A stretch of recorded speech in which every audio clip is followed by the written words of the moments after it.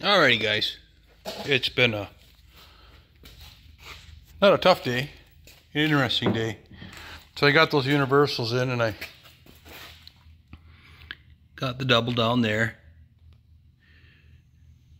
Got the single up top.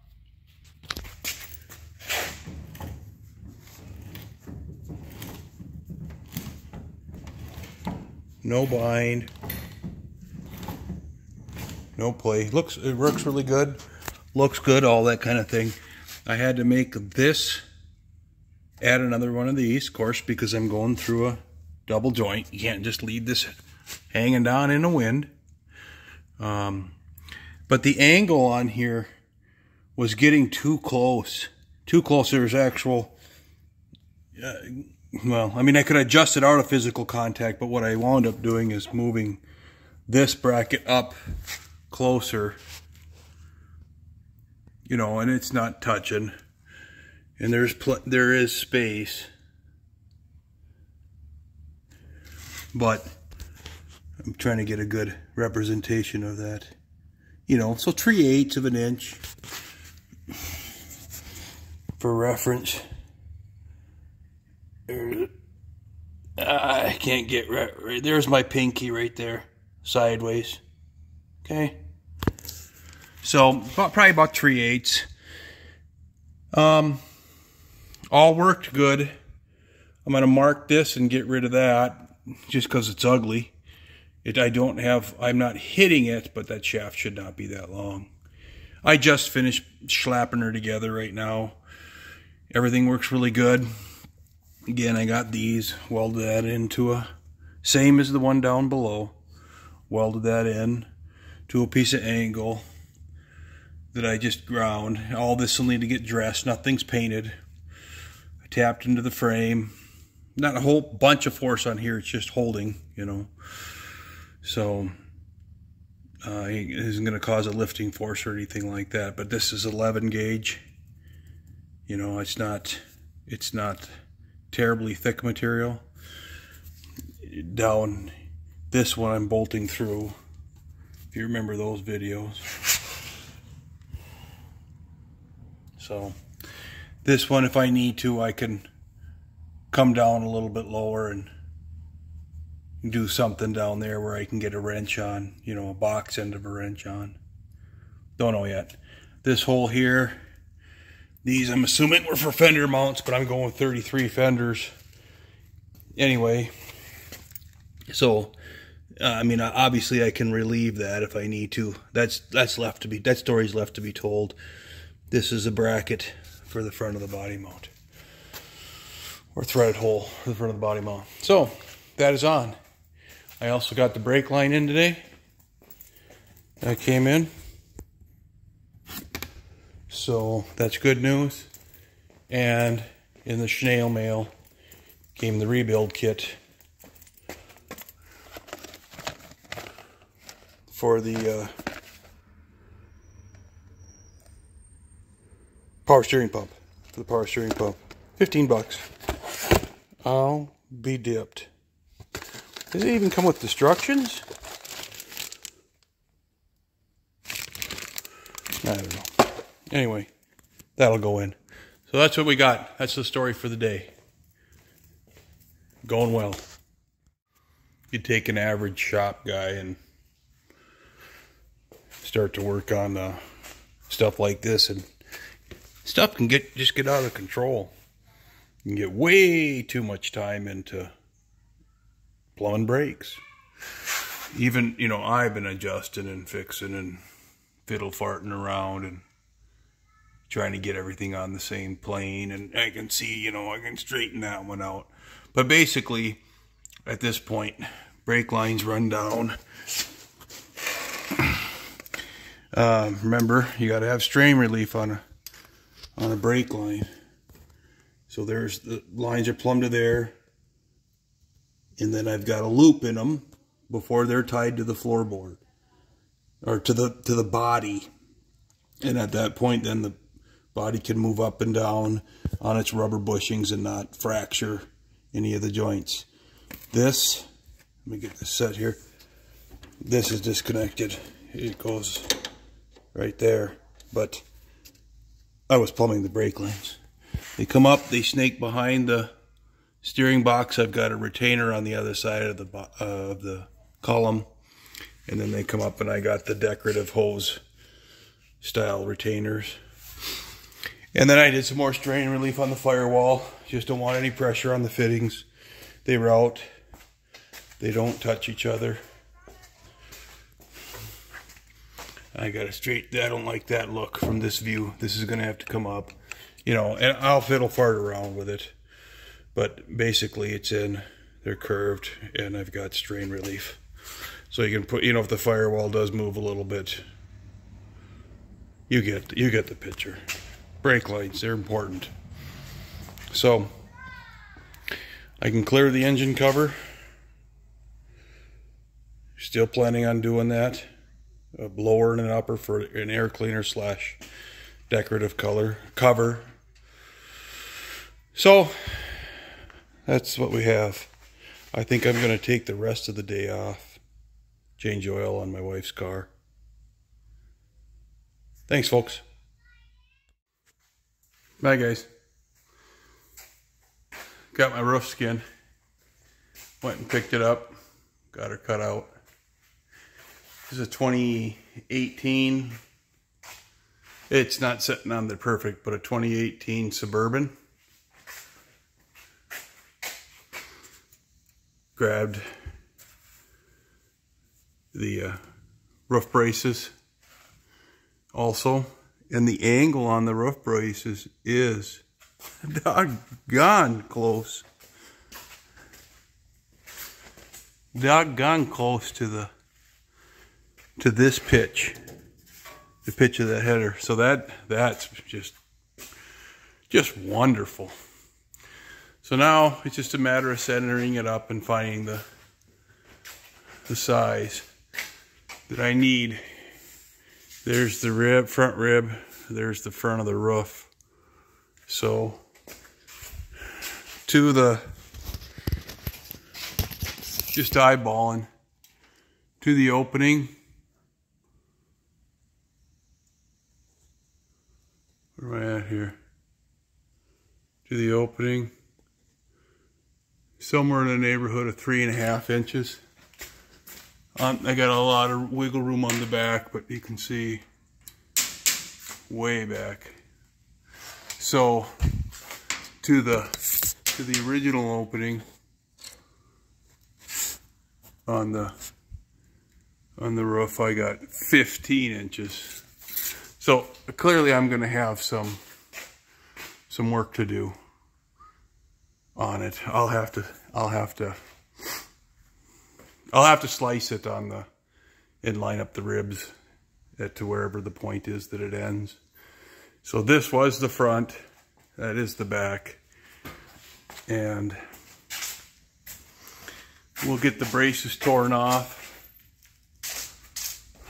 We took it all the way around the corner on the back, so we maintain that arch, that structure. And for hauling it back, basically I just haul it back in my pickup with 2 pieces of plywood, 4x8 sheets. You know, it's an OSB, and I had a piece of plywood. Laid it on, and that's what I come up with. That's the start. It even matches. Color even matches. So, got some work to do. There was a ding right here. A dent right here. You can see that.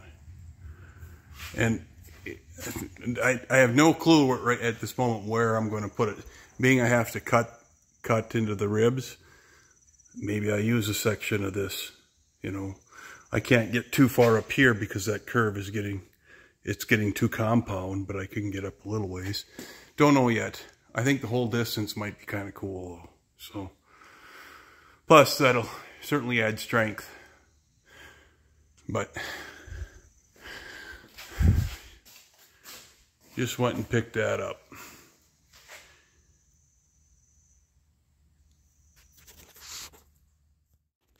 Okay, trying to jump on the engine cover / air cleaner. Excuse me.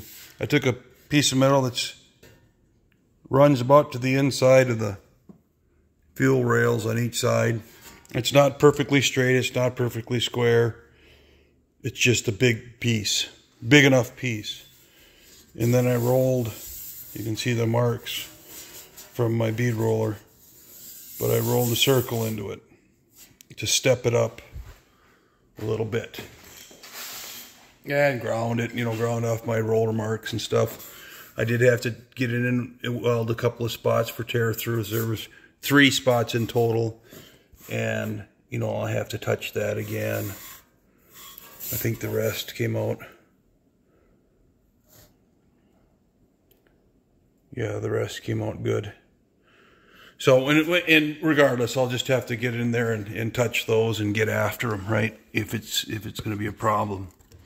Now, the fixed idle screw, this boss here, steps up from the body, and that's one of the reasons why I rolled it, but the primary reason was to add strength. So what I'm going to put in here, I've decided, a relatively commonly available air cleaner. So I went on eBay and I found this 12-inch oval air cleaner, and I typed in 12-inch round, get a bunch of 14s.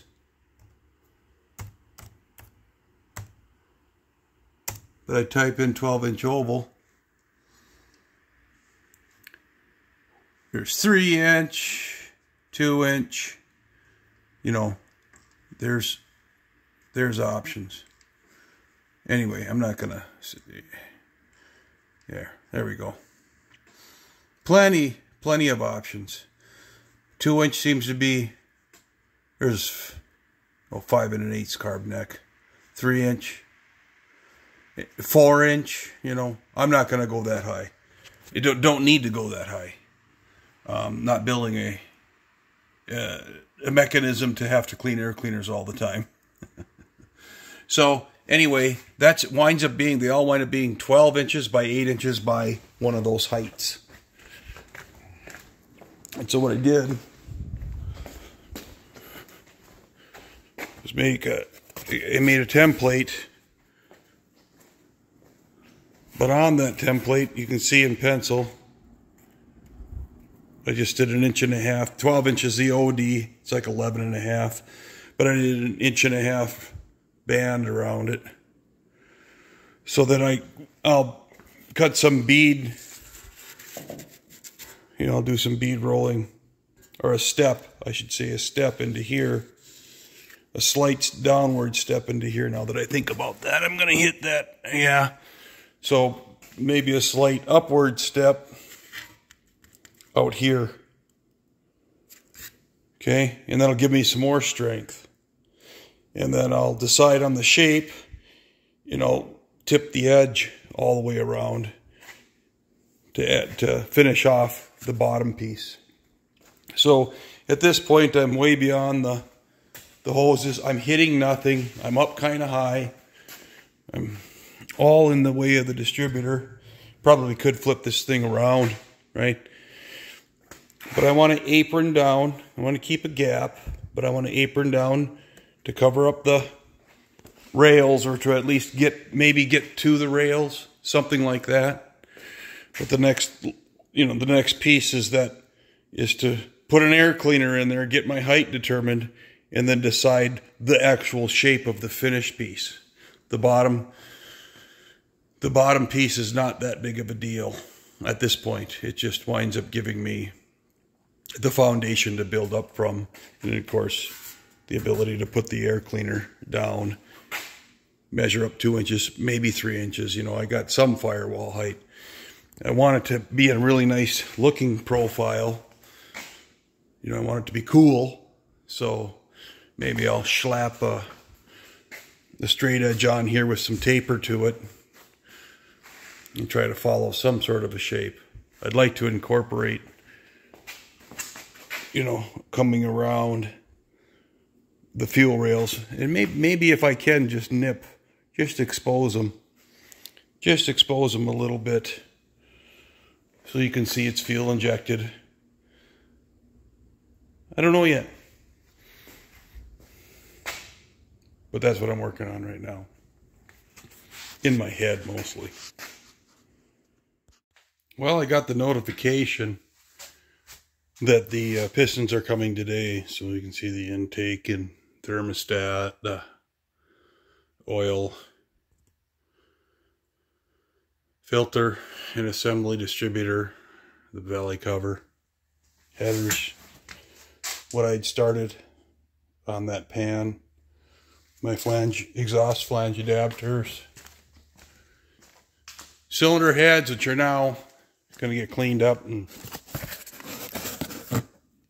put together,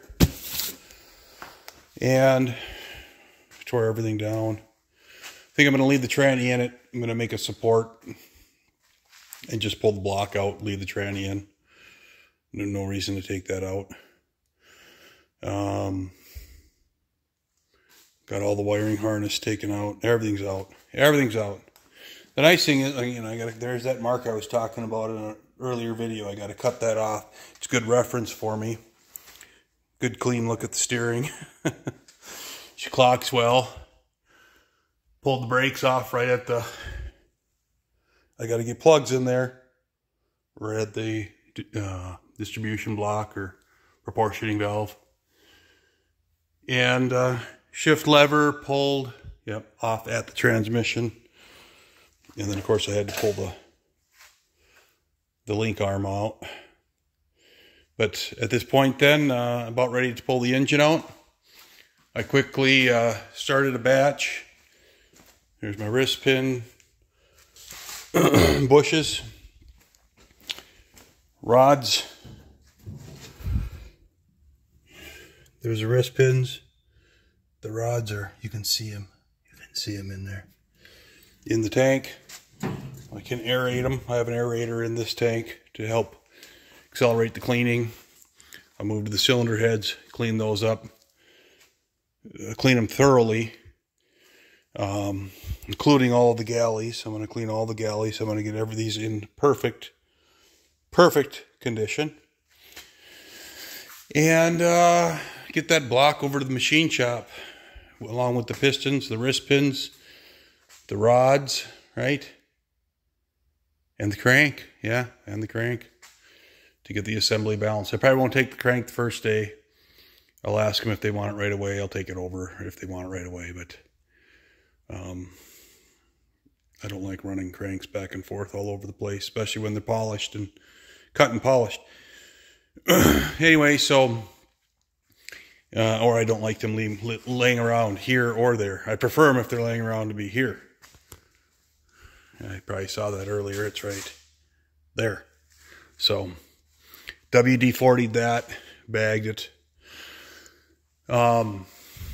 Still waiting on the can. But other than that, all is good. All is good. Waiting for those pistons, so probably tomorrow.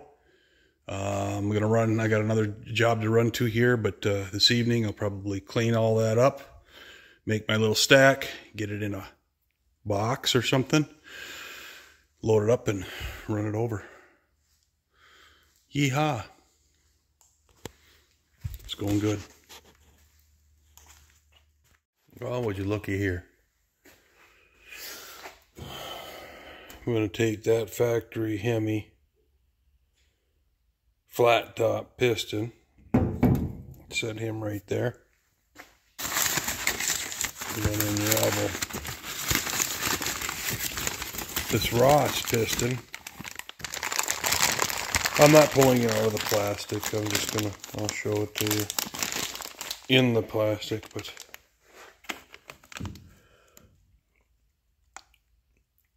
line up the lands.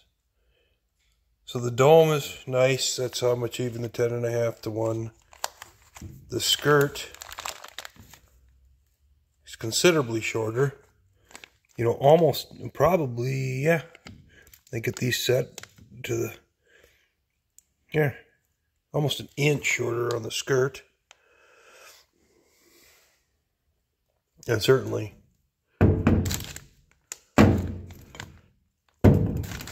Not seriously notable, but I never weighed them. I can't tell you. I can't tell you if they're lighter or not, or if they weigh about the same. But I'm still going to balance the assembly, so that's what we got. Can't wait to get these to the machine shop. Thanks. Well, I decided to start on the cylinder heads. Got them in the Clean Master. Just boiling them up. Not really boiling them, but aerating them. That'll help me get most of the material off. They've been cleaned already when the valves were installed, but I've been grinding and I've been doing a lot of things around it because I used it, you know, for the mock-up in here. So I'm just going to take a quick few minutes and bubble through them to blow off any, you know, create enough noise to clean them out and make sure I got them all perfect. So that's where I'm headed. Alrighty. Moving right along. Got the chassis moved over to the side. Covered up the front of the transmission. Got the tranny in a sling. Just to keep it where it is. She's a little hobble corked and stuff, but that's fine. It's not on center any longer. Anyway, so then I dropped the lift down. Got this roof to go. Now this is the back side of the roof that we're looking at here. And I took a slice across the back. And that cut off the, right here.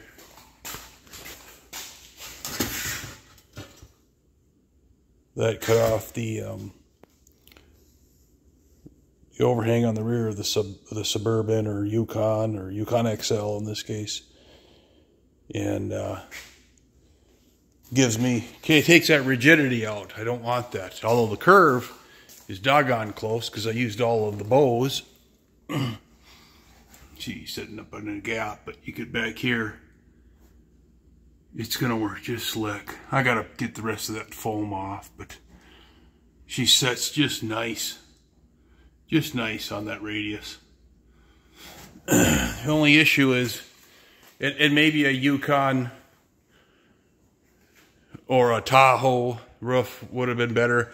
I don't know. I don't know if these ribs are the same length or not, but clearly the ribs are a little long. I'm just going to take a piece out right here and worry about this a little bit later. Right now I'm going to finish cutting the red lines so that I can work my way toward the size that I need. So we are making progress. She sets on, 70% of it. Obviously this rib right here is the longest rib. It extends all the way back to here. So that'll take some of that stiffness out. These are going to give me some issues, but I will be able to get the contour and probably get her to start laying on the front. But pretty happy with it. It's looking good. It's gonna sit. Look at that. It's sitting on that bow, but that shape.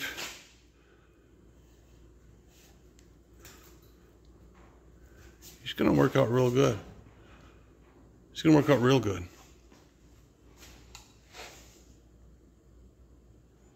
We'll keep plugging away. All right, look at that. So I got the ribs cut off and she laid very nicely. She's crowning and peaking a little in the center because of the ribs. The ribs are adding some strength to it. I got a little bit of weight here, not a lot, just a little. Just to bring that that front curve in. I'm gonna zoom out just a little bit to bring that front curve down. The crown is just beautiful this way, and this way you can see with the weight on the front, just a little. I mean, beautiful. Then when I come to the back, the original roof curved in right here. This is all, I gotta form all that sheet metal. But I'm gonna grab her on center. Give her, it's a fair amount of pressure, but we can see that I can bring it in. Of course, the only trouble is I'm gonna have to do a seam in here because I gotta get those ribs farther up on the piece.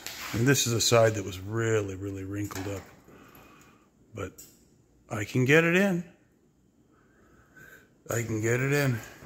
It looks really nice. Visually, I just visually centered on the back. No significant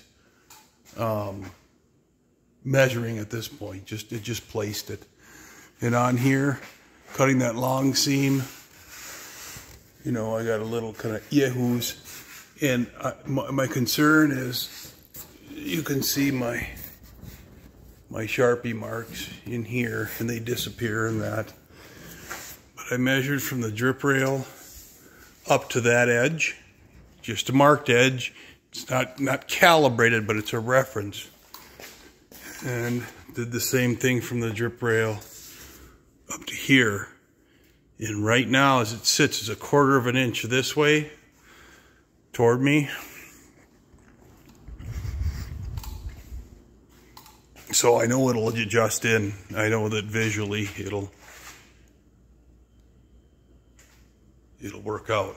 Very, very happy with how this is turning out. A little concerned about the ribs, just because I don't want a whole bunch of panel warpage, but you know, I'll figure it out. It's 19 on the caliper. I gotta clean the edges off and then get a good effective measurement. But with the paint thickness, what was I at, 41 or 42 thousandths? So it's got to be 19 or 20 gauge. So it's not horrible. Weldable, right? It's weldable. Look at the crown in the back. You can see that. Strange but true. It's just so nice. But he's sitting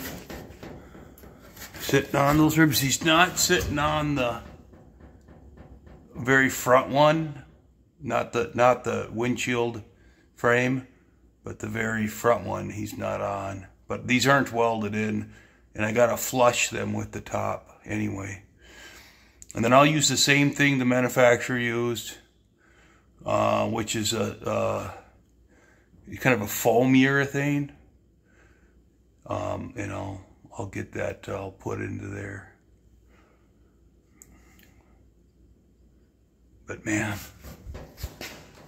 it really turned out good. I'm very happy with it. So, of course, the next phase is to attach it. I want minimum amount of deformation. I got to do some hammer work on here to get this kind of pulled in properly, but she should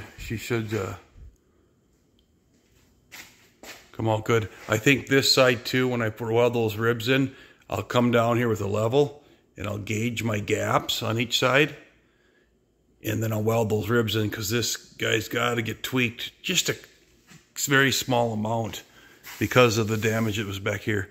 For those of you that didn't watch the series from the very beginning, the pictures and that, this was completely crushed in.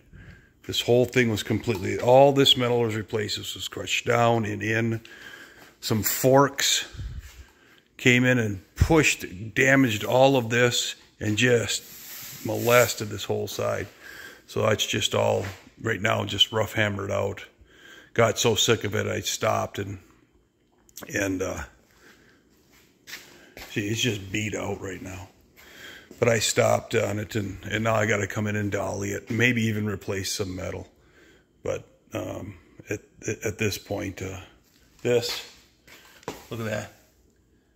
This was just sandwiched in and folded.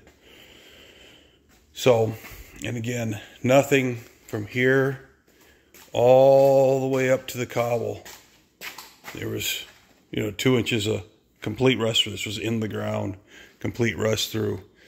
And then most of the cowl was rusted, but it was attached a little there, and this had sagged down. So there was quite a bit of twist and deformation. So, but we're long past that. We're long past that phase. Now we're into a body that we need to do some minor tweaking and shaping on. And then we can get her put together. This is the last piece of the puzzle to close that out. And then I'll chop it 3 inches. 3 inches. Hey guys, so I figured I'd give you a shot. I took the lift up to the ride height. Just measured from the ground up to where I want the ride height. And I've got my seat in here. Not my seat, but my blocks of wood in here. Right now it's at 4 1/4 inches off the floor. I was figuring somewhere in the neighborhood of 4 1/4 to 5 1/2. I'm going to flip this block. It's just a 4x6. I'm going to flip it to the 5 1/2 side, and I'm going to hop in. Okay. So right now, at 5 1/2 inches, if I sit back at a comfortable driving position, okay, I got my tilt steering, I can come down, I can go up, okay, and what I'm going to do at this point, excuse me, I'm going to run my hand across my head, and this is 5 1/2 inches right there from here. So I am going to chop it. I'm going to take 3 inches out of it. That's my thumb is on the top of my thumb is on the 3-inch marker. My finger is on the 3-inch mark. So I'm going to bring this all down 3 inches because it just looks better. And right now the roof is at the finished roof height at this design ride height.